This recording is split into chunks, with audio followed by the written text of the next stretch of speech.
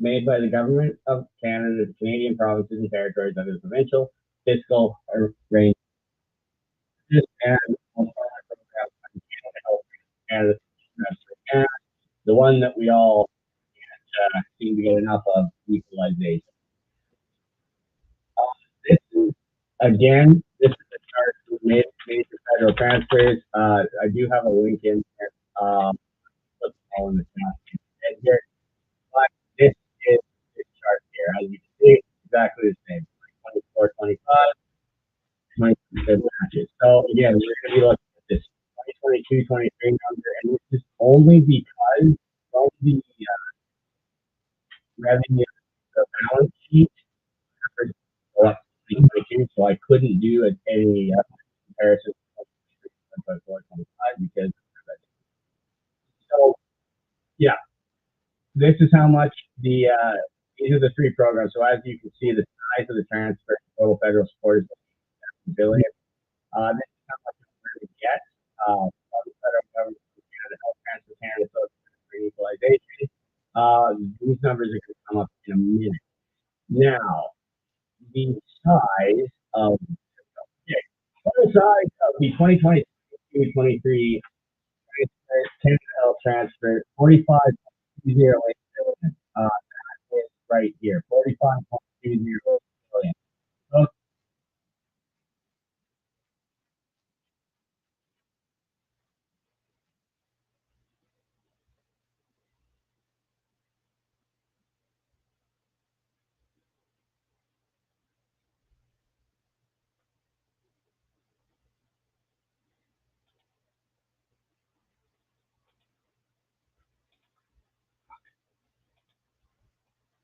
transfer is the largest transfer to the provinces from the federal government, and it provides funding according to the principles of the federal government.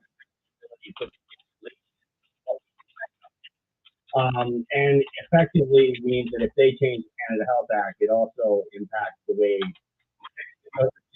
So the Canada Health Act effectively gives the federal government the ability to issue jurisdiction and use their ability, their spending power, so their ability to tax that and send the money back to France as how to proceed. The Canada Social Transfer the same thing, right? I mean, it gives the federal government the ability to use their spending power to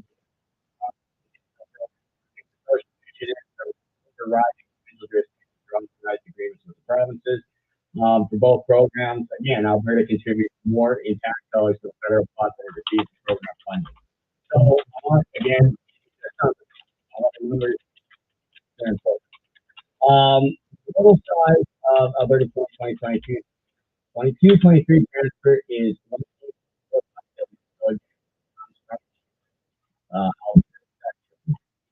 is right here. 2022-23, 1.845. I'm just pulling the numbers up on the website. Not super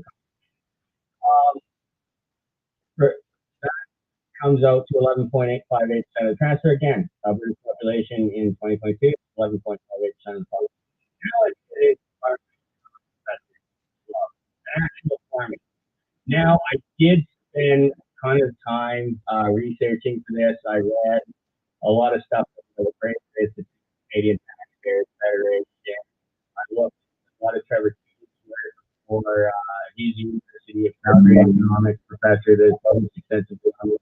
For the most part, got complex formulas. I even saw one formula where standard deviation was variable equation. So I'm not going to do that here. I'm going to keep it grade 8. This is a basic formula. Try and follow along. So Alberta's A, small case is percentage of revenue. It's 20 years. So that is how much it was in 2022. The total federal, sorry, that's 14.06%. I see that one. Health and social transfers, H plus S, that is the total size of the health and social transfer to all provinces from the government of Canada, 61.146 billion. So that is health plus social equals that. Alberta's contribution of health and social transfers is 13.47%. I'm going to double check that. I think I did. I forgot that page. Um, anyways, the difference is important here. Whether it's 13.47% or 14.0%, that is to be above the 11.8% that you see down here. So the formula again, general revenue plus health and social, or plus program spending and traffic. You can apply that to other programs as we move forward. Plus A, which is Alberta health and social transfer receipt. So that again, 233 plus 1.845 is 7.068. The difference being 1.168 billion for that year. I'm going to update this chart. So that's pretty substantial if you consider it. Alberta's total budget for 2023 was 73 billion. So a billion, and our healthcare spending, for example, was 26 billion. That's just a lot, over a billion. So that's more, in fact, my calculation. I have. Anyway, so this again is just the for the Canada Health Transfer alone. Those numbers were for 2022. I expanded the formula out for 8 years as this chart. So I found that total, or sorry, this is from the this uh, federal transfers. So the Canada Health Transfer over the 8 years aggregated at 316.405 billion. That is all provinces. Alberta contributed to general revenues, which is where the Canada Health Transfer comes from. They contributed 14.06% over the course of those 8 years. That came out to 316.405 billion times 14.06%. Alberta paid into general revenues, and if you take the portion of general revenues that's transferred out in the transfer, Alberta paid $44 billion over the course of that 8 years. Alberta received, and that is the capital A in this equation, 36.7 billion. Again, total number. Differences in tax dollars paid and distributed over the course of that 8 years is 7.2 billion. Average population of Alberta on the population chart, 1.332 million. After subsidies, 72 billion divided by 4.332 $1,781.98 per person. That comes out on a yearly basis, an average of $252.74.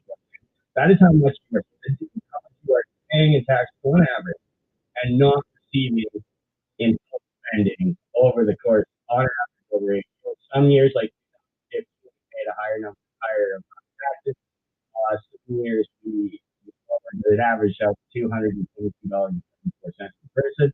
I did the same calculation for the Canada Social Transport. Um, it came out to $81.90. You add these two numbers up, it comes out to over $300. And that is a portion of taxes on just for these programs that you're not getting that. Get to equalize equalization, federal transfer program designed to address fiscal disparity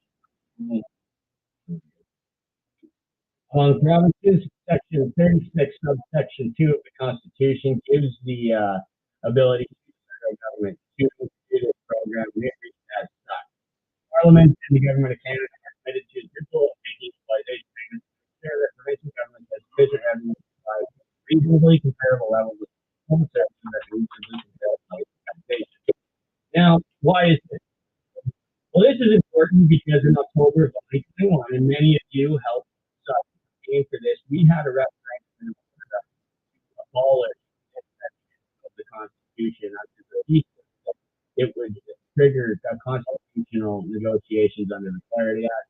That has not yet occurred. I'm currently trying to convince people that the government takes positions on this.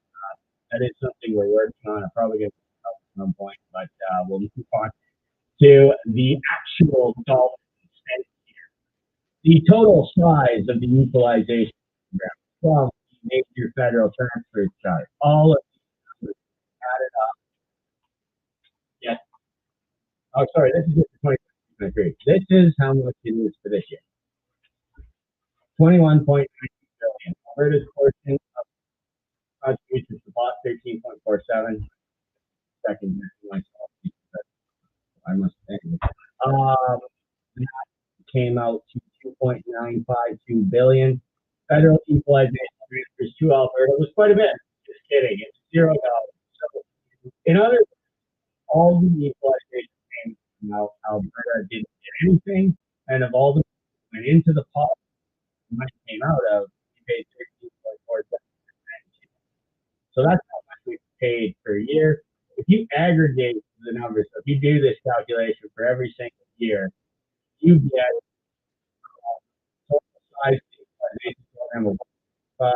Alberta's taxes paid 14.06.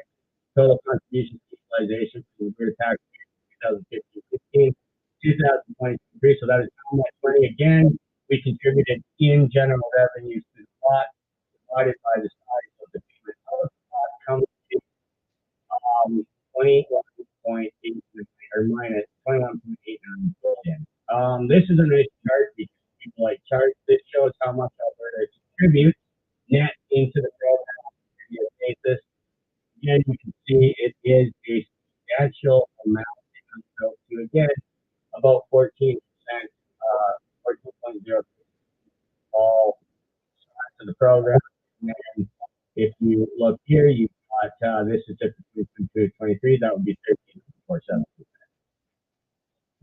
Okay, now on the flip side, let's talk about Leos because everybody likes talking about that. And back in front of this analysis for other fiscal programs, but for the purposes of this presentation, I just want to focus on equalization. The total size of the equalization program in 2023 was 21.92 billion. That number I used earlier. Portion of Quebec's contribution to the plot. So how much Alberta Quebec contributed in aggregate revenue to the government and for federal government purposes, 17.1 in 2022. They received 3% of the program. So how much went in? 2.929. Now, this is the number you've probably seen on those. Everybody's been doing it. We include the visual, but you've seen a lot of maps of Canada, and it shows where the money goes. 15.6 billion. That's a bit on this, given Halloween's around the corner. But that is the number that Quebec receives. So I ran it at equalization again. I eliminated from collective. So on net, they got 10 billion about from 2022-23. And spread it out for the 8 years. The net benefits to Quebec from equalization include program. It comes out to 67.586 billion. So that's how much they got from equalization alone. That doesn't include, like, on the flip side, if you go back to the social I didn't get writing. I'm not doing a paper on this as of right now. If you want to fund it, you know where to find me. So that's kind of here. So this is a nice little chart. Again, I want to run. This is Alberta's contribution, how much we put in. The program. This is how much Quebec as a portion of the program. Again, these numbers, bars line up. But I want to focus. Like, this is insane. Like, at some point, it's nearly about 40% of the program goes into that. Like, how does that make sense? I don't know. I mean, the formula we can get into details. I don't get into the entire formula, but it's such an obvious imbalance in fiscal within the fiscal transfer program that it has created a great deal of tension. There are questions now in Quebec. Government aspect of that, but outside, I think they should. Now, this is my opinion. I think this is a way too divisive of a program. Outside, I think they should. So now let's talk about the point of view.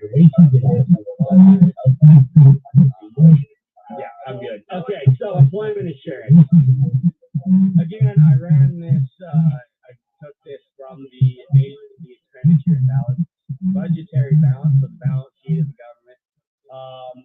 So I took the aggregate federal expenses of employment insurance of 200 billion.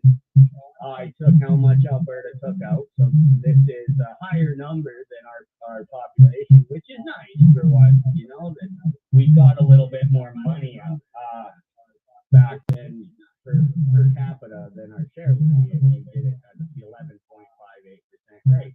Great, all right. The issue is, and so I did this a little bit differently. Fraser Institute and others have done contributions minus expenses. I just want to just pull the numbers up here because I do want to show you this. Okay, so this is the contribution. I didn't do this because this is how much for the contributions to employment insurance. If you run the numbers on a province by province, I did not. And here's why. 2020 and 2021, the federal government shot their employment insurance contribution in terms of the balance sheet by quite a bit. As you can see, 2020 they spent 48 billion on employment insurance. 2021 they spent 43. If you go back to how much we put in, 22 billion and 42. So at some point you kind of have to look at just as a typical revenue. So I just ran the equation with the things that can do a deeper analysis into this based on these numbers every few numbers have. I just want to keep this as simple as I could. So what I did was I took again Alberta's tax portion of federal general revenue and I ran the difference. I did the same formula. A plus the program is get plus the difference. The difference in this case over the course of the period was 1.2 the population. So the cost per out $280. So why is this an issue? Well, as you can see, our expenses came up to about 13.44. Why is it another or other programs? Well, we were mired in one of the deepest in the period. You would think a program that's designed to downturn that maybe we would dip into it a little bit when things were going down. Unfortunately, we didn't. We ended up spending more, or we ended up paying more in taxes here. In fact, I think even Fraser to calculate that Alberta contributed into in terms of more premiums into the pot than we took out during this period. But this is an example of where even when we are in deep trouble, leading the nation during this period, leading the nation where even in a number of other categories, we are still losing. On average, $282.78 per person. You could isolate 2014 to 2022 and run the chart back to 2007 if you wanted, and that number would be substantially higher just because we were taking more out during this period. So I wanted to highlight that. Secondly, just this is another federal program. This one is easier to calculate. This is not something that anybody is talking about messing with. In fact, the federal government is talking about a top up of about 20 billion into the program. I just wanted to run this analysis. Um, the other thing too, I want to point out just because old age security is a big issue. We this is not related to the pension discussion. The Alberta pension plan discussion is about an asset that is outside of general government revenue, and it's about as the Canada pension plan is at least in theory supposed to be at arm's length from the federal government, and there's different laws and stuff. Old age security is again just a program that takes money out of general revenue and gives it to seniors in need. So I just again wanted to run the numbers on this, and as you can see, the aggregate federal expenses of OAS from the table below, and as you can see, the aggregate federal expenses of OAS kind of fittingly right below employment insurance benefits. As you can see, this is where I get the data. Alberta's data is over here. This is how much in expenditure the federal government spends on the program. Straightforward, right? Aggregate federal expenses on old age security. All of these numbers added up. Or sorry, all of these numbers added up comes out to 440.459 billion. Aggregate Alberta expenses. How much we got? Again, all of these numbers added up comes out to 36.897 billion. So that means that Alberta seniors got 8.38% of all old age security spending, except for the fact that we pay more taxes. So let's take the portion of OAS funding, because again, how OAS works is it's a program that takes money out of general revenues. Money goes into general revenues, calculated on a month-by-month basis. Alberta from 2015 to 2022 paid 0.6% taxes. If you multiply that by the time the difference in tax dollars taken and funds distributed, that's debt. Again, this program, same formula, 25.032%. Average number of Albertans receiving OAS January.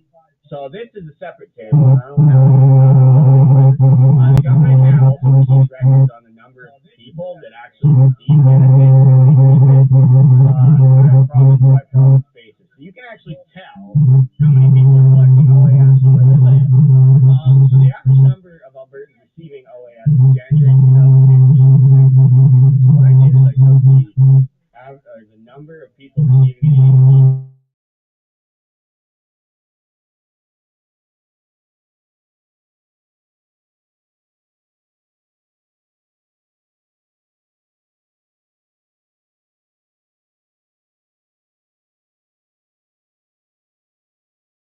$128,301 gives you $47,000.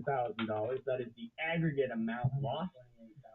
The difference per Alberta recipient is $493.55. So again, I did it as a revenue in, revenue out equation, and that's how much, just based on our portion, the portion of seniors we have, and the amount of money that we're spending is lost per senior. So if you are a low income senior, if you know a low income senior that is reliant on OAS in the province of Alberta, it's kind of hard to not feel sorry for them, or to recognize their financial needs. But when you recognize the fact that there's just by being in the program, we're losing out on $493.65 per recipient per month, is a pretty staggering number. Moving on, this is just current transfers to households. So I went again aggregate. I'm keeping this as simple as possible. Standard deviations. Sorry, Trevor, I keep throwing you under the bus. I don't get on the call. This is right here. So this includes family youth allowances, Canada Child Benefits, child tax benefits, universal child care, child tax, employment insurance, old age security, general services tax, military veteran benefit, research and scholarship, as well as other current transfers to households, research and adults. These are the numbers you get federally, and these are the numbers you get provincially. Right? I'm going to run the numbers.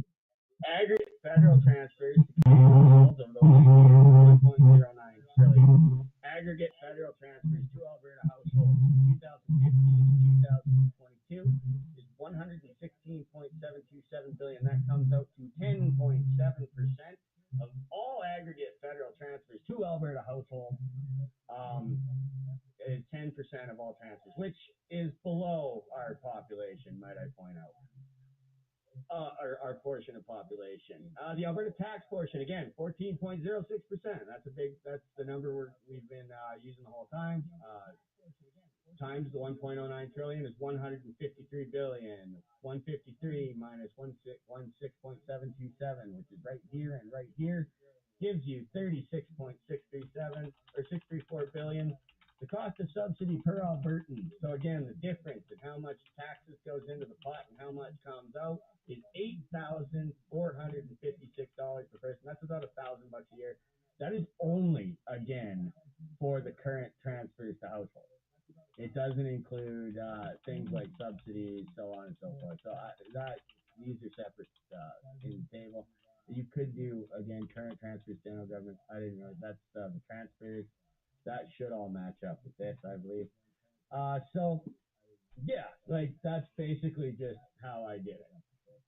Now, yeah, most Albertans, well, are frustrated about this to begin with, right? Like, I mean, you know that every time you get paid and you pay federal taxes, you're not getting it all back. Like, I mean, it's lost money.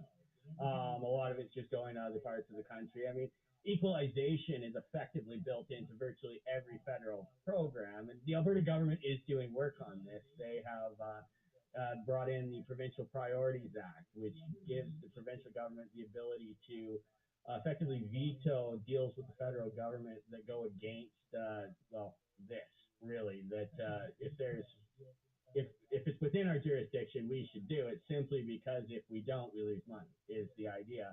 And there's a lot of agreements that the federal government does. So what they'll do is they'll go to a municipality like the city of Calgary and come to a deal on housing that comes with a certain set of restrictions on what type of houses you can build, on zoning, for example.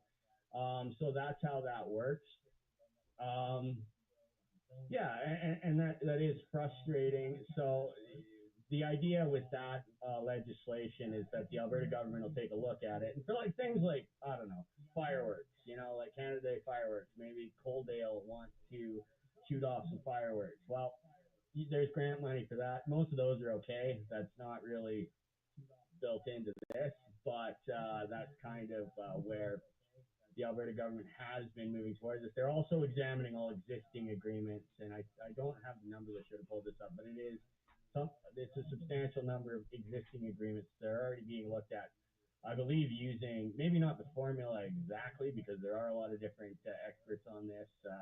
Fraser, Canadian Taxpayers Federation, so on and so forth. So that is here. But the other issue is that on one hand, we're getting robbed effectively. On the other hand, well, they're coming after our primary industry. As a natural resource producing state, the government of or the province of Alberta relies on the energy industry to effectively really power our economy. And what the federal government has been doing, as most of you are aware, is attacking our primary industries, as I've written about for years.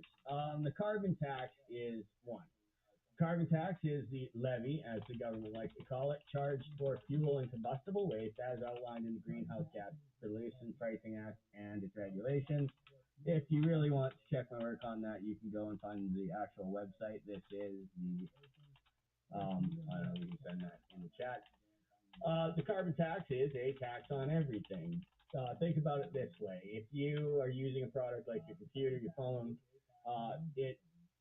it has a production process. Different parts are needed to be constructed. There are different production processes that go into it. But what you get is at every level of that production process, you get a tax. So what it does is it's a compounding effect. And when I say the carbon tax is a tax on everything, like think about it this way: the energy industry is the industry that powers every other industry, as Alex Epstein, the famous philosopher, talks about. And when you increase the cost of energy, such as electricity, gasoline, you drive up costs throughout every production process in every single industry. And when the Greenhouse Gas Pollution Pricing Act, or as it's more commonly known, the Carbon Tax Act, was introduced, it faced immediate legal challenges from Alberta, Saskatchewan, and Ontario. The Supreme Court did uphold the carbon tax as being constitutional on the grounds that it is a national crisis. However, there are some questions about the legality of the carbon tax in its current form after the federal government effectively created an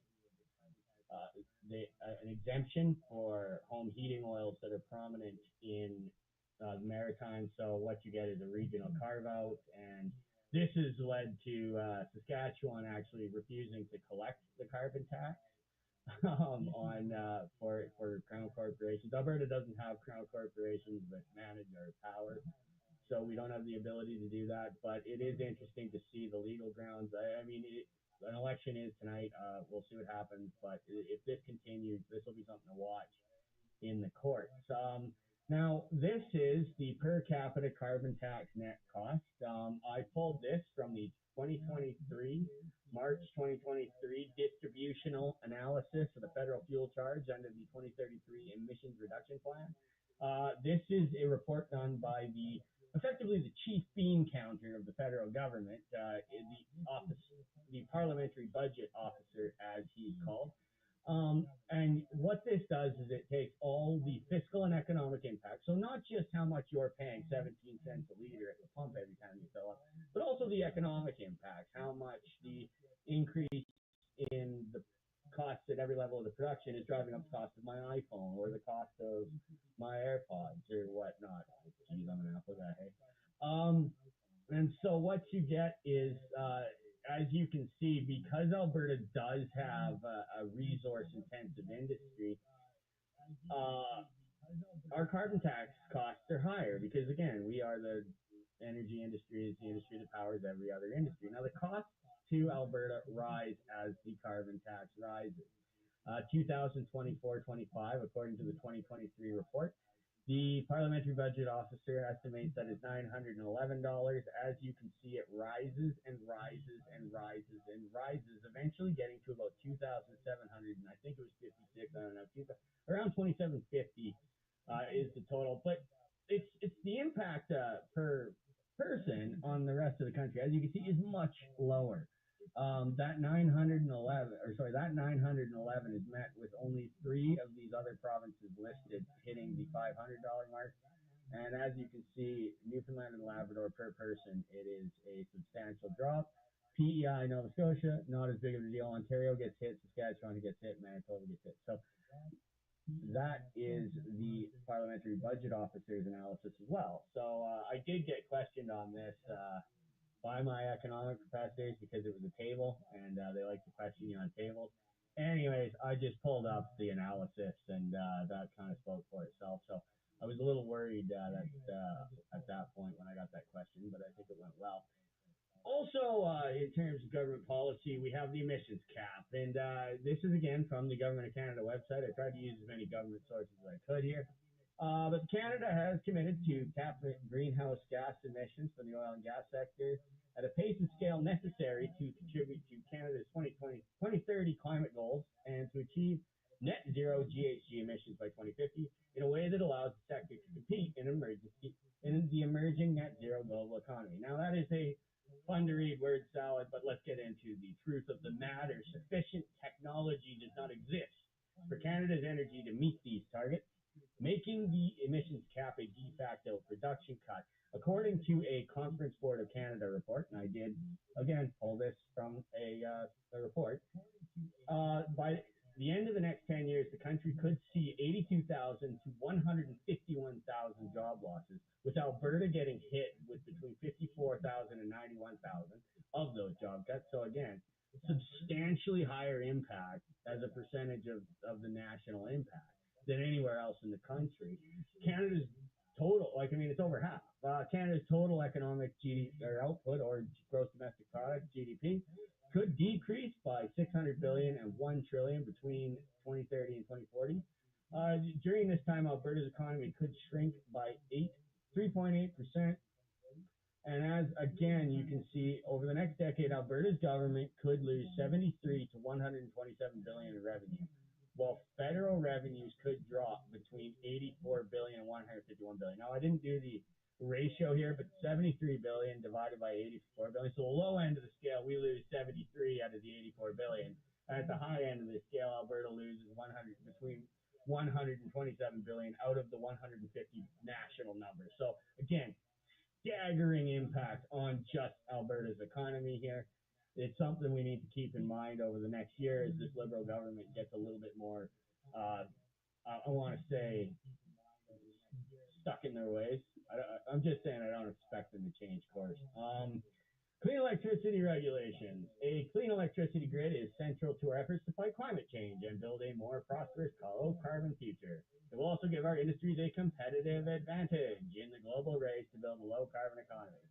As the demand for electricity increases over the coming decade, Canada must enable that expanded supply to be clean, reliable, and affordable. Again, great word salad. Thanks to the government of Canada for that. I pulled it right off the government of Canada website.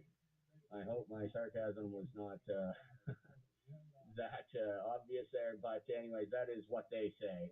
However, the Alberta government disagrees. Federal modeling, and this was put out by I can't remember if it was Premier Smith. Um, someone, Christy, can you fix that? There's someone.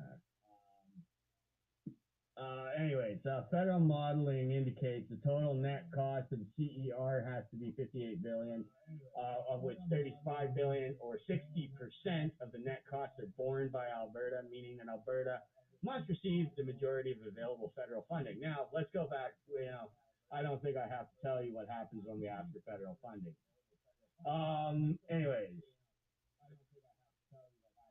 yeah. So, and also third-party assessments project notably higher cost impact to the country and the province. So the 35 billion was just for the net costs. As well, we have a report from ASO, the Alberta Electric Systems Operator, predicted that the cost of building CER infrastructure before 2035 was between 44 and 52 billion. You add you end up with substantially like high costs of just implementing this infrastructure to meet these, like, we have to meet this target. It's not really a target in there, but that's the definition of what they're trying to do, and that's how much it's going to cost. So again, numbers aren't adding up here, but that is the baseline. Things to think about, and this is where we're going to kind of end on, and we'll move into questions. And again, most of you are aware I'm pretty much an open book, so you can ask me anything. Things to think about. Fiscal imbalances within Confederation are a major factor driving Western alienation. And I want to just kind of go back to this major federal transfers table. This is, again, the total federal support for provinces and territories. And you can see it breaks it down on a province by province basis. You can see Newfoundland received nothing until last year in equalization. Prince Edward Island, 610 million. 4 billion, quite a bit. New Brunswick, 2.897 billion, quite a bit. But Quebec, again, you're seeing massive amounts. So I just want to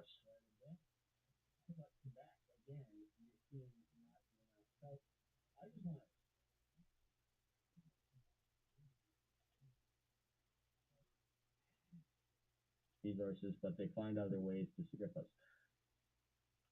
The more authority the federal government takes in the provinces, the stronger the provincial opposition will be. And we've seen this over the last 5 years. Provinces have united in standing up to the federal government. And what happens is eventually this leads to an unpopular federal government that gets voted out of power. That appears to be what's happening now. The Liberals struggling in the polls. They lost in Fortress Toronto, that area in downtown Toronto that has been red Liberal riding since 1993. They lost Toronto St. Paul's to a Conservative candidate. In Montreal, I think it was Montreal LaSalle or something like that, somewhere in the south of Montreal. Again, Liberal stronghold had been held for a number of years, lost to the Bloc Québécois. So what you get is when the federal government centralizes, they get unpopular. And then a new government is elected that restores provincial autonomy, eases tensions, and restores national unity, at least until the cycle repeats and the federalism pendulum swings back.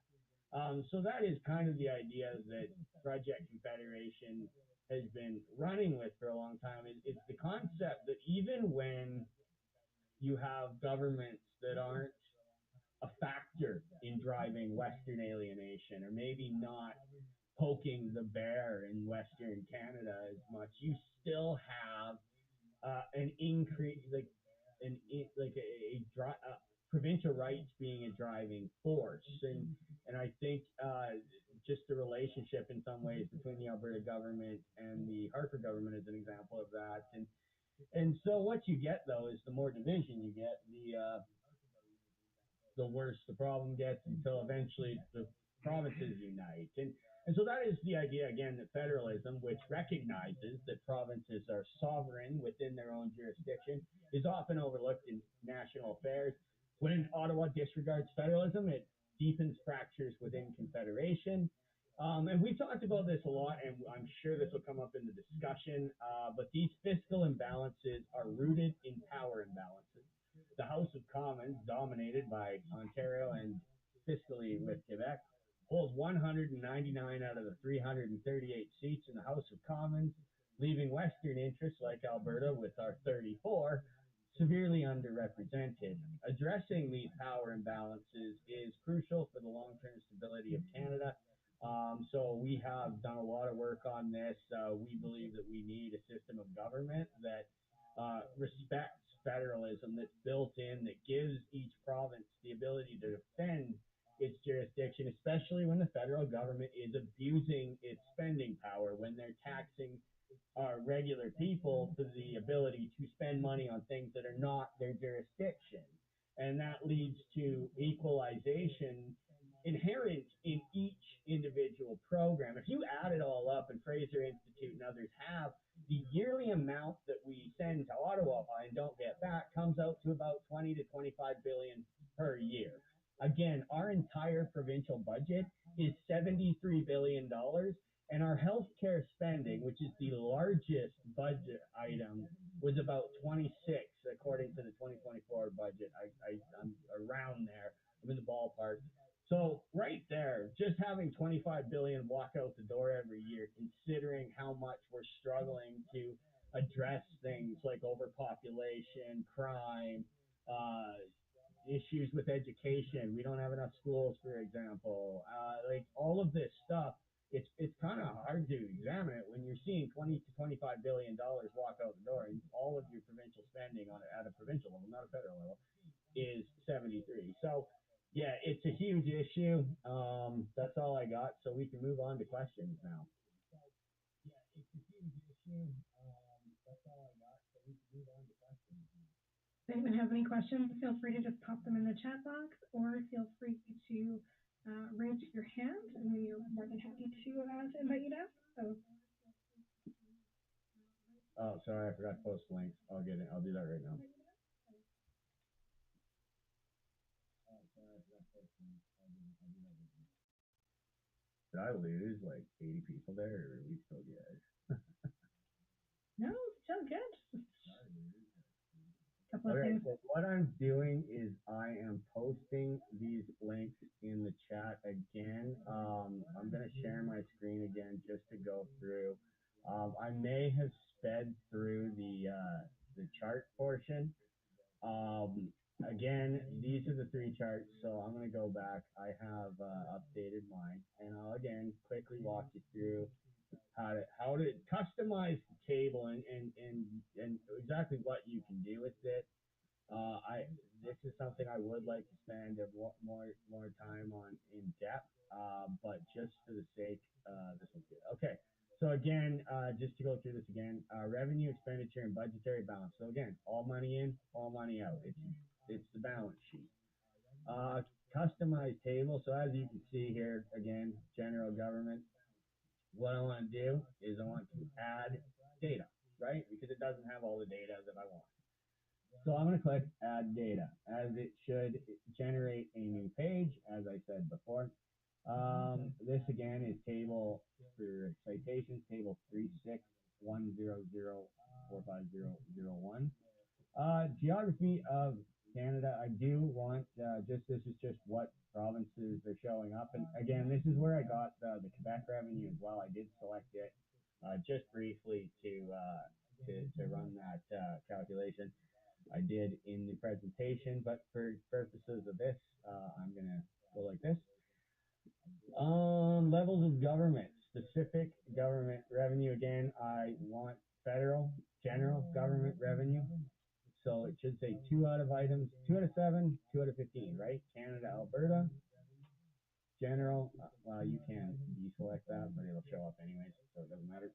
So federal, so it should say one or two items selected, but the big one is federal general government revenues. We're not doing provincial and territorial governments. Like we're just focusing, or even the CPP. You can, if you want, look at how much goes in, how much comes out of CPP, dating back to, you can go all the way back to 2007. So I just, for the sake of calculations, I went 2015 to 2022, figured 8 years would be good enough, and then I hit apply. So I don't know how many people are following along with me at this point. But that's how I did it. Same concept with population, as you can see here. D button. I struggle with this one because I always can't find this button. This is the button you need to click. Add or remove data. Just open the chart. You want to go geography. So again, customize table. First thing should pop up geography. Drop down menu. You want Alberta in there. You can run Quebec numbers. So you can do the same analysis with virtually any province if you want. Like that's the beauty of the balance sheet is that it is straightforward. It's revenue in, revenue out. Gender, you can also run this. And if you, I think this might be, no, this might not be the table. There are other tables that actually show migration patterns within age groups.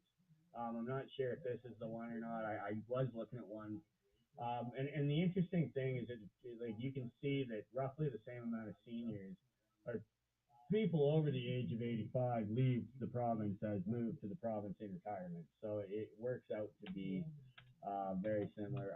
I'm not going to go ahead with that at this time. Reference period again, 2015. I kept it to 2024 if you want to go down to 2022. And that should pop up. And again, you can see it's, you can see exactly what percent of Albertans are from, or sorry, the exact percent of Albertans as compared to the national population. Finally, again, the transfer sheet. Like this is all just like data that's publicly available, and yeah, there are organizations that uh, do a lot of in-depth analysis. They run calculations. These are the data sets that they use. I had to reverse engineer one of Dr. Toombs' calculations, and I got roughly what he got to a rounding error, I think, on a couple of his formulas. So this is where he gets the data from. General is just the summary, like it's the total amount of all of the levels of government. Federal, but the table that you want to use is this one. So everything in between this line and this line is how I did my math on this. You can see taxes on income. So you could run it on an income tax basis. You could run it on a corporate tax basis, how much of corporate taxes are generated from the province of Alberta. You can isolate your calculations. Like there's a lot you can do. It also includes contributions to social insurance plan. You could isolate for that. So there's a lot of different ways you can do it. But the big thing that you want is you want to know, like from Alberta, what percentage of revenue was generated. And it's very, if you add up every single province, you can run this number and you can get that back. So yeah, it is it was a lot of fun going through and doing this for myself. It was a learning experience for sure. I hope it wasn't too complicated. I tried to keep it simple for everybody. Let me just flip through here. Okay, thanks for coming, Ron. Appreciate seeing you. I hope those links are good. Ultimately, what can citizens do to address this? Well, the big one is number one, understanding it. If you can understand it, you can regurgitate it. You can communicate effectively.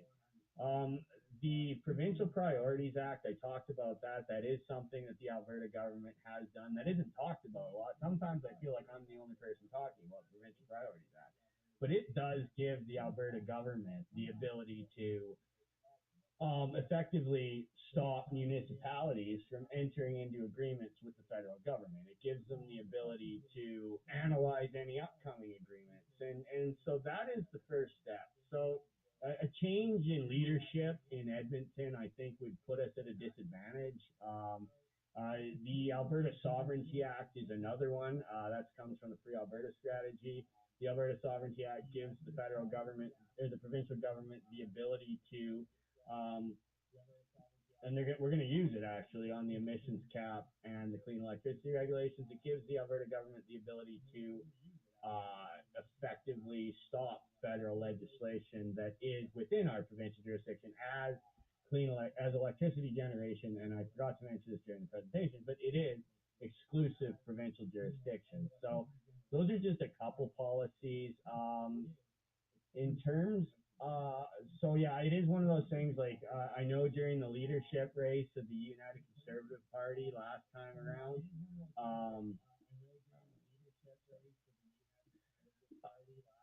last time around, the Sovereignty Act is actually considered to be almost criminal. So I do think that right now I don't think throwing the baby out with the bathwater in the UCP is the right decision. Um, what are the provincial deficits and how do those compare to Alberta? Oh, Ian. Oh, what can Albertans do? Well, first of all, you can, like I said, Ian, and I've said this a bunch, you need to, number one, go for coffee with people. If you have a group that all agrees with this and all understands this, just meet for coffee.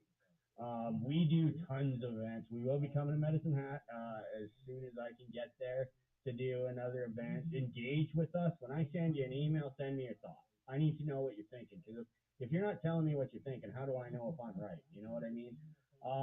Just be as engaged as you can in the process. And hold your politicians to account. You know, join a board, get involved in a party, or get involved in a think tank like Project Confederation. We're always looking for people to help us in doing this. And if you've got the right ideas will be implemented. Because where we need to win is at the ballot box comes from our ability to win the battle of ideas. It is the ability to communicate these numbers and these concepts in an effective manner to counter opposition. We need to do our research. We just need to be smarter than the other guys, and this is a great way to do it. What are the provincial deficits and how do these compare to Alberta? I think that what Diane is talking about is the federal deficit, the federal debt.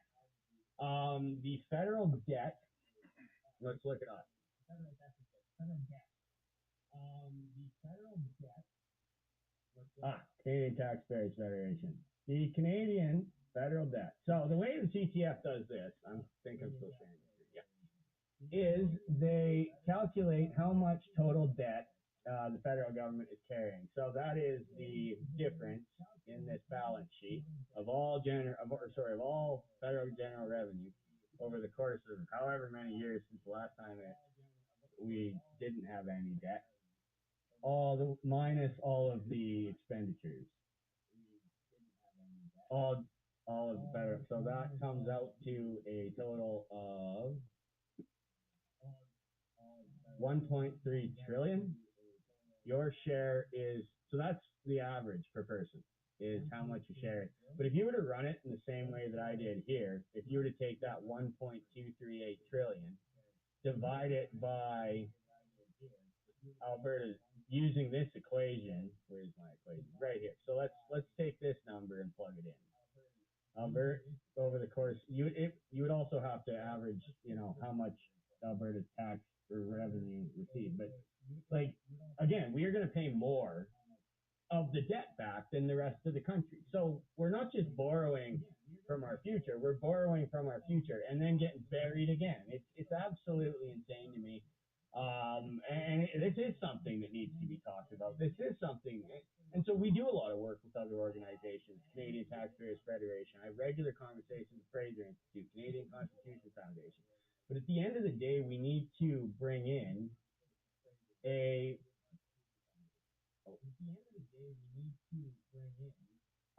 what we do is we need to build a system of federal government that protects our provincial interests, that gives provinces the ability to defend their constitutional jurisdiction. And one thing that needs to be looked at is the ability of the federal government to use its spending power, which is, again, they have the legal right to tax us and they have the legal right to send us the money. So what they do is they make us agree to take less of our money back than we're sending. And we need to stop signing these deals. And that's what the Provincial Priorities Act is. But we also need like changes to the system, like a system of government to protect provincial interests. And one idea that we have been pushing, and the CTF has been pushing back on us, so we might end up in a fight with them over this. But it's the idea of a Triple E Senate, and this is an idea that Preston Manning pioneered, and I have actually I talk to Preston not every day, not every week, but regularly enough. He pushed the idea of a Triple E Senate, and the Triple E Senate is to change the Senate from an unelected, illegitimate, dysfunctional body of government where you're appointed for life by the Prime Minister to a independent body that is each province has an equal number of senators, which is crucial to the entire thing. That it has effective powers, and that um, equal, effective. Oh, and that they're elected. So as of right now, because they're appointed by the prime ministers, the senators have zero legitimacy. They very rarely interfere in provincial or in federal politics. They just pretty much rubber stamp whatever comes out of Ottawa. In this case, you would basically reform the Senate into a body that acts as an effective check on Parliament. So let's go to 2015. Let's say based on provincial representation, an equal number of seats per province, the federal government would effectively have a bicameral system where if Justin Trudeau wanted to bring the carbon tax in or the Impact Assessment Act in, the Senate would have the ability to block it. The CTF wants to get rid of it entirely because it is dysfunctional. So on the baseline, we agree, but we certainly, on certain issues, we disagree on. That being said, we're always happy to work together with these organizations. Bonnie, how are you? Okay. Yeah, I did rush through this. I wasn't sure if I was going to fit it all into an hour. I did. I can slow down a little bit. Again, we'll be doing this again shortly. We'll be recording. We're recording this one. We're recording both. So we'll get the best presentation out to you. I definitely, yeah, I did get it in under an hour. I was looking at the clock. It was 6:55, 6:54. So I had about 6 minutes to spare. So I can slow down a little bit for the next one. If anybody wants me to go back to a slide as well, I can do that. It's not part of the presentation, but can you speak to why or how Fortis has a monopoly in Alberta? I don't know much about this, so if you want to email me, I can look into it. Yeah, I'm not sure. The cyclical nature of control, influence, and graft in Canada is locked in. What can be done without revisiting the Constitution today? Well, there's a couple things. And Preston Manning wrote about this in an article that I shared with you. Thanks, Wayne. In the sense that there are things that the federal government can do. One of those things that Preston proposed in his most recent article in the Globe and Mail was to have the federal government pass what he called an act to respect provincial jurisdiction, which effectively outlines restrictions on what the federal government can do. So it would not be a constitutional change. It would be a self-imposed limitation on how much power they have. He also proposed that an incoming federal government that isn't run by the Liberals could, at the very earliest opportunity, at the first um, meeting between the federal government and their provincial counterparts, so the premiers meeting, could effectively put an offer on the table where they pull out of certain areas of provincial jurisdiction and allow the province to operate independently. So those are a couple ideas that I do want to put on the front burner as we move forward. I think they go well into Ian's question, what can we do to resolve this issue? You can take that article, send it to your MP. We did send it in our previous communication. I can't remember what day that was, but look in your inbox. The email is titled Word from Preston Manning, I think. So look into that. Tim, thank you. May I suggest to respond to the questions? Thank you, Tim. For those, yes, thanks, Rob. So My name is Josh Anderson. The question is a little bit about my background. So I graduate. So in I I went to the University of Lethbridge. I graduated with an economics degree in 2019. I didn't finish my first time around, so I had to go back. Um, and I went back after the oil prices crashed. I figured the best place for me during that period was in a classroom. That's where I went. That's where I sat. I fought with my professors. Not so much my economic professors. I want to make that perfectly clear. Maybe one or two I might have some arguments with. So the political science department, I did fight quite a bit. I was in the dean's office regularly. Um, I was actually on a first name basis with the associate dean, who was a remarkable person. I really enjoyed that, but I was in trouble a bit. Um, Shortly after graduation, I've been active in conservative politics at a party level for a while. But Peter McCaffrey had came to me with this idea that he would form a think tank called the Alberta Institute. And the Alberta Institute is designed to effectively act as a hub. What they do is they handle things like payroll, database management, payment failures, like all the stuff that I don't really want to do. No offense, I do respond to emails, so if you email me, it is me. But I'm not always the guy that reaches out to you after a failed transaction or something like that. So that was the idea, and he had this idea, and I was working at another think tank at the time, and I was ready to leave, and I had this idea, and it was really in 2019. We all remember that the SNC Lavalin controversy, where the federal government effectively pressured Justice Minister Jody Wilson-Raybould to do their bidding within the court system, and she ended up resigning over it. But the federal government was effectively it was this was the controversy was fading to the back pages of the newspaper. The poll numbers were indicating that Teflon Trudeau was going to win another one, and I just thought, like, like Kenny was talking about doing, Premier Jason Kenney was talking about doing like um, Senate elections, which was great. Like that's fantastic. Like we should have elected senators. I agree with that. But the issue was I didn't think that was enough. And so Peter's idea kind of had been sitting with me for a while, and I realized that I should probably do something, really. And I did. I started Project Federation.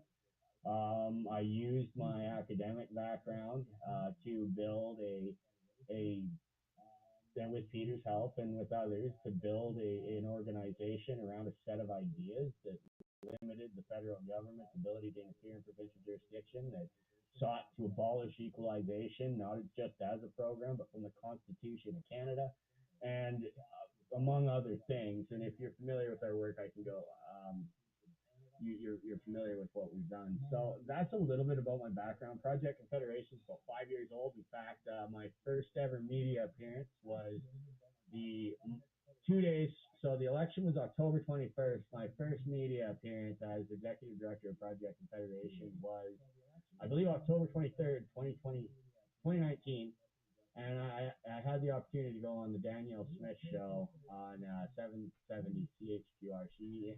Right after our launch, I got to go on the air, so I knew that we'd made an impact. She obviously since has gone on to other things, but I always do appreciate her support in getting us going, and all it was just letting me talk. Thank you, so thank you for that. Okay, John, on the topic of equalization, how does the government determine whether different provinces have comparable quality of government? Is it just on how much money they produce? No, there is a very complicated formula. Like, for example, certain revenue streams in Quebec, like hydro, are not calculated in the revenue side of the equation. This would have to be an entire presentation on its own, but it's a very, very complicated formula that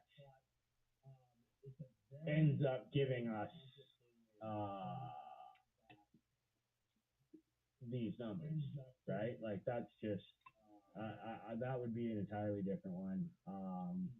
Yeah. Okay.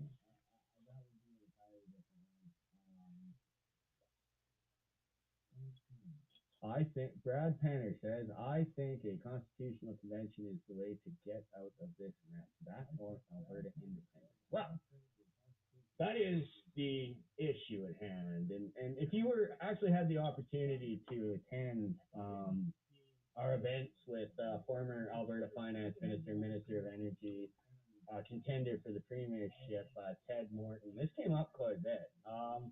And I think the question, really, the way that it ended up being framed, and I'll give you a bit of background here. The Over the last few years, what we've seen is a rise in what we would almost call Quebec. Uh, Quebec, they're just mad again. I don't know. Like, there's a lot that they're mad at. They think that they're somehow not getting enough money. But anyways, the question is whether or not Quebec and Alberta, this country is big enough for both of us. And as Quebec, their frustration with Ottawa grows, it's almost likely, and in fact, the leading contender to win the next Quebec election, the Parti Québécois under Pierre Saint Pierre Plamondon. No, Paul Saint Pierre Plamondon. He is the leader of the Parti Québécois. Has been talking about putting a sovereignty referendum on the ballot in their first year of government. I think their election is next fall. So I'm not saying that Alberta independence is necessarily where we end up. It could be Quebec independence, or Brad might be right. A constitutional convention is the only way to get us out of this mess. And I think I side with Brad. I think what we have to do is get there. And I think that if we're continuing to move in that direction, which we have been, I mean, like the issues, like I talked about, like our original launch and going on Danielle Smith's show. But when I went on the show, we had our first ever policy document. That was the new Alberta agenda. We had 9 different policy items that we thought the Alberta government should undertake immediately, including an equalization referendum, so on and so forth. Anyways, at the time when we brought them forward, none of them were even on the Alberta government's agenda. Alberta Police Force, Alberta Pension Plan, so on and so forth. A lot of these fiscal issues weren't even on the table. And I am very impressed with how far we've come in the last few years and how these issues have become prominent in government legislation, really. So that's a good one. If I recall, here we go, Wayne. Hydro mining, yeah. So Wayne, thank you for answering the question. That I'll read the answer. That is an answer to John's question, I think. Wayne believes that I shouldn't be necessarily reading all the comments, but I'll read this one because I like it. I believe that there's a lot of disparity in what is included in each of the province's budget to determine their equalization levels. If I recall correctly, hydro and money, and you could be correct, revenues are not included. This is a huge benefit to Quebec as well as some of the other provinces as well. Oil and gas revenue should not be included as they are depleting assets. I think that the program should be abolished. I've seen a lot of people talking about playing with the formula. In fact, I got into an email argument. I've been in a few email arguments with former Premier of Newfoundland, I think it is, Brian Peckford, or New Brunswick, one of the two.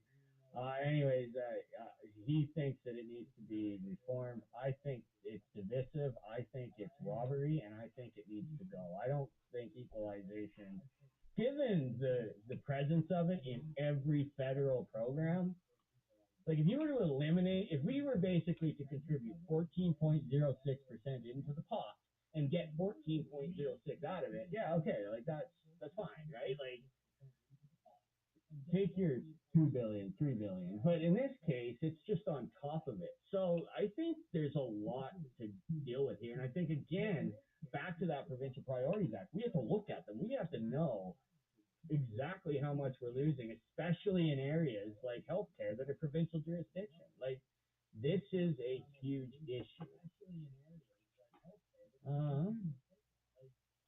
Yes, Kim, thank you.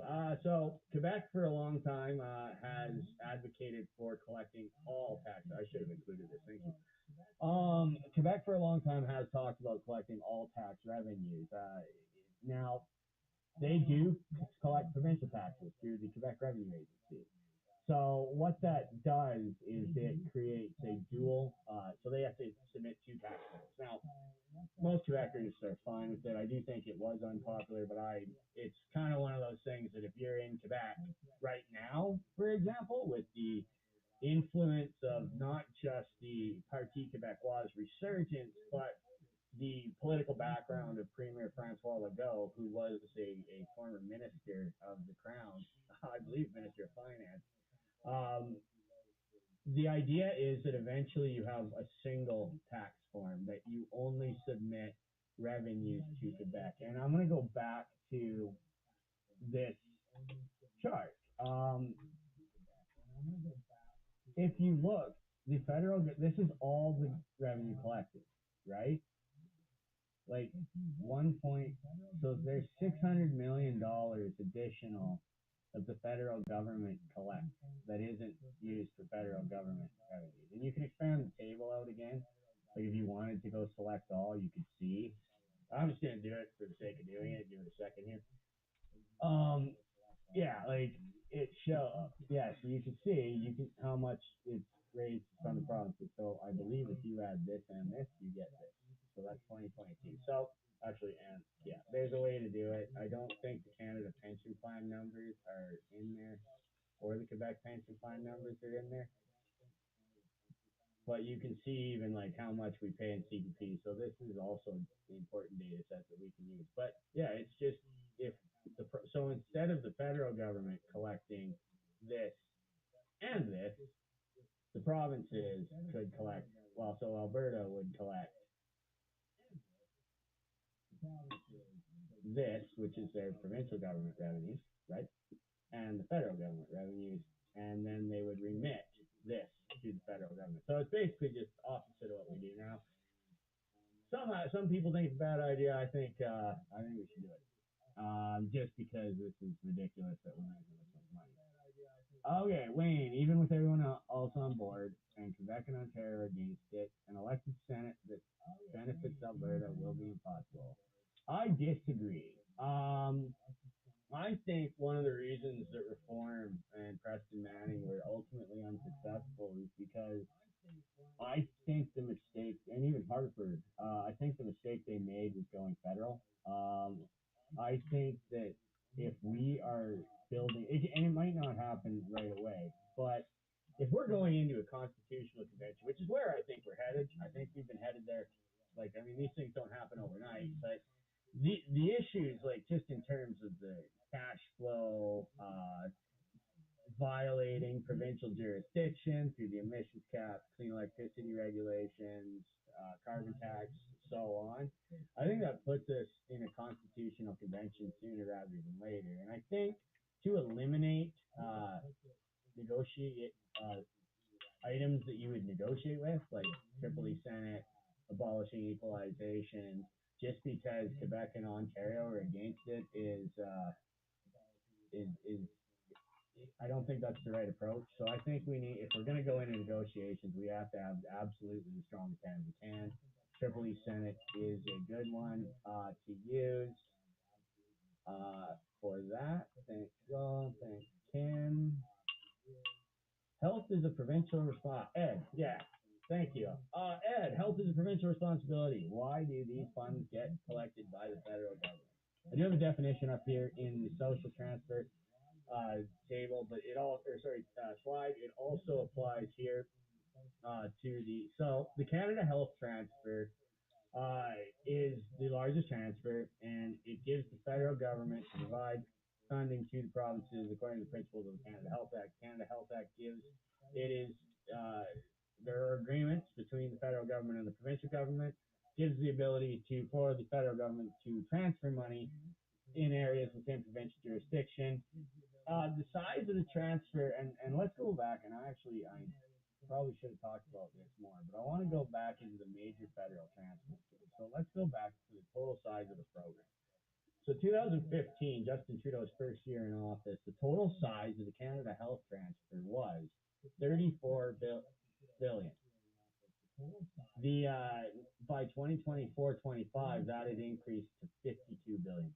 So just right there, the original intent, and you'd have to go back further than 2015-16, back to the establishment of the act itself and the first transfer to determine this. But the what the original intent was that the feds would give you a bit of money, and now it's like it is like in terms of Alberta's healthcare spending.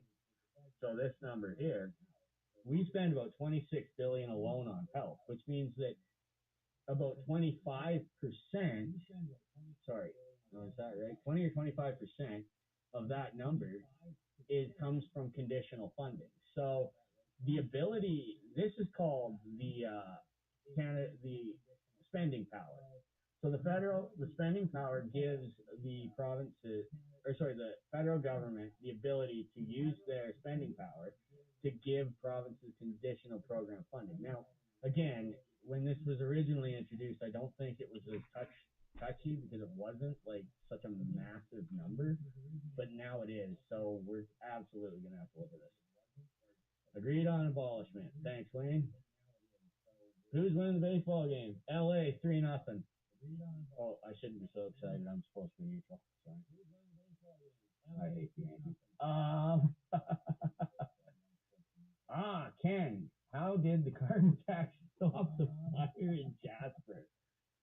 In fact, the fire released an estimate of 223 metric tons of carbon. If they want to collect a carbon tax and put it to work, managing situations that could prevent fires and manage carbon emissions, it would create jobs, healthier stands, etc. Not that I am not in favor of it. It is a money grab. Yes. That is a very detailed and specific question. I think I know who's asking it too. So thank you for that, Ken. The answer is the carbon tax did not stop the fire in Jasper. In fact, didn't even come close. Somehow Stephen Guilbeault has managed to, like, they're taking the position effectively that the Parks Canada and the Government of Canada has done tremendous work in preventing climate-related incidents, such as forest fires. Yeah, that's Ken. So Ken, if this is Ken, anyway, so there were a few individuals that have notified the government. In fact, there's public reports on the warnings by foresters and other industry professionals on the state of the forest, that beetle infestations had effectively killed trees and created tinder. Obviously, dry, dead trees are going to burn faster than alive moisture, like the trees that have moisture in them because they're alive, right? So, yeah, I think what the government's doing in effectively blaming climate change for the fire, given the fact that they were asleep at the wheel for so long, is awful. And I think it's beside the point. But I want to speak to just the overall, like, picture here, because this has been the government's position for a long time. And during the forest fire season in 2023, you would think, given the amount of media attention that the fires got and the smoke in the downtown, in the Calgary area and all the other, and across the country, that the Liberals' position on climate-related factors would lead to them being able to maintain a certain level of support in the polls during this period. However, you'll notice that around the same time the fires started, the Liberal poll numbers collapsed. I think they're two related things. I think that the general public outside of there, and this speaks to the impact that organizations like ourselves, the Canadian Taxpayers Federation, Fraser Institute, and others have been making, is that if you can't make a strong economic argument for what you're doing, and if you can't explain things like, okay, like, or even the chief parliamentary budget officer is arguing with the carbon tax calculations. You know what I mean? Like, it's hard to create a narrative. It's hard to convince people that you're doing the right thing when they're looking at their bank account and seeing that, yeah, my wages went up 5% this year, but my income has dropped substantially. So that's basically what's going on here with that.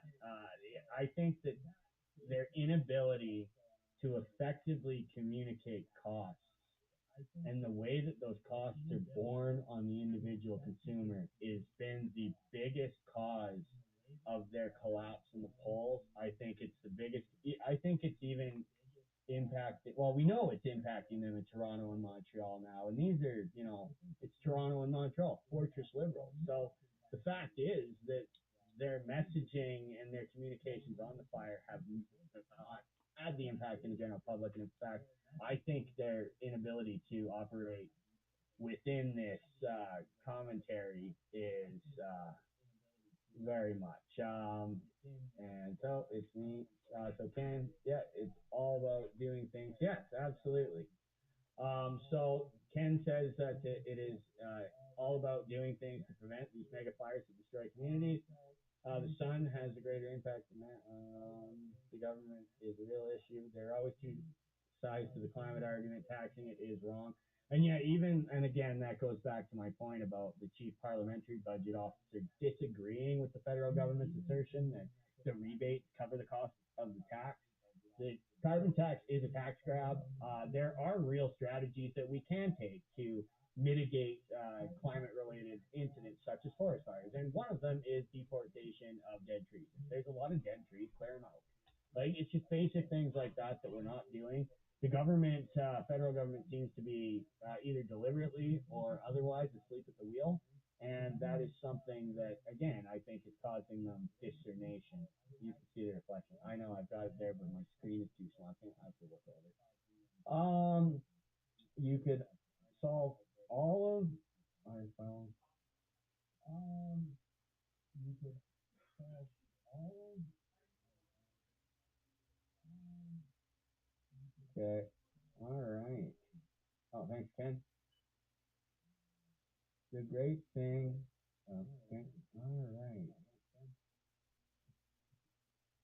Okay. Does anybody? I think that's pretty much it. Don't have much else.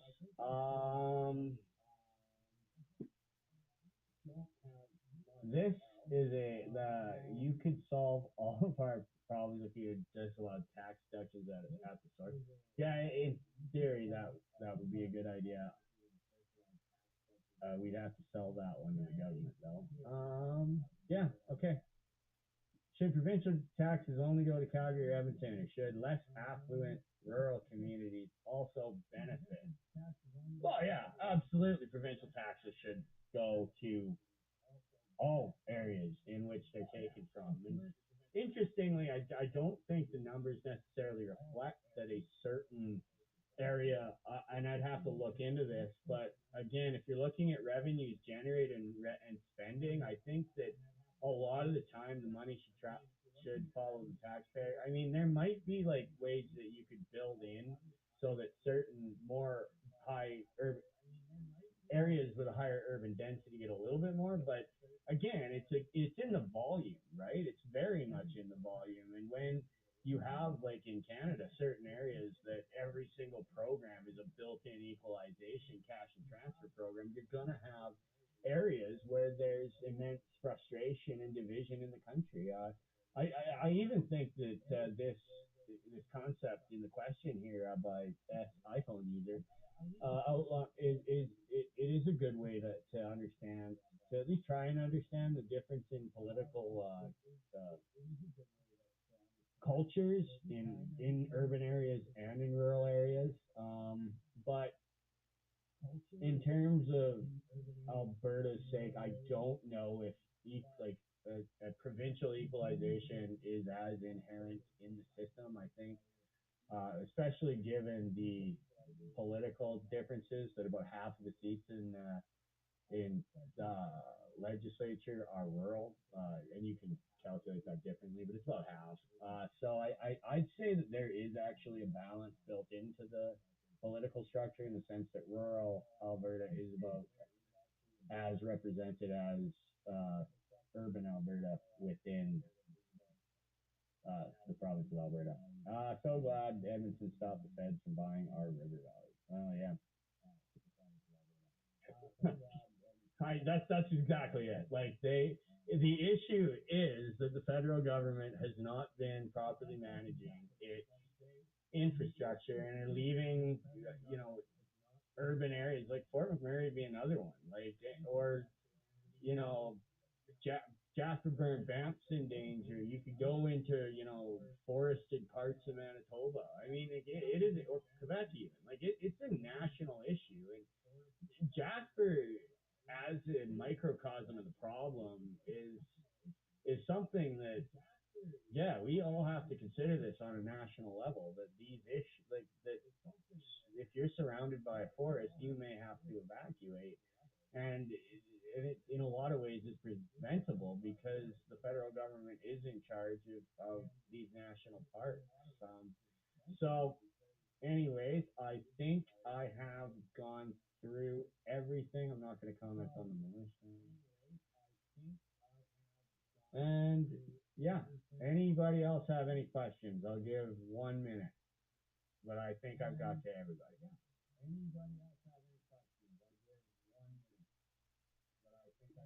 Is there a guy named Jim Kramer in there? Cool. Yes, Alberta. Yeah. Yes. Thanks, Patricia. I understood what you meant. I got maybe a little bit of details done.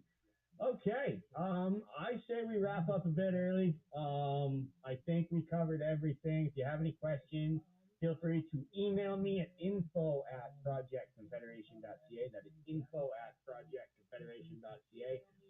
We are also, I will be following up with another presentation in the near future. I wanted to get this one out the door. I had a free night, so I decided to run with it.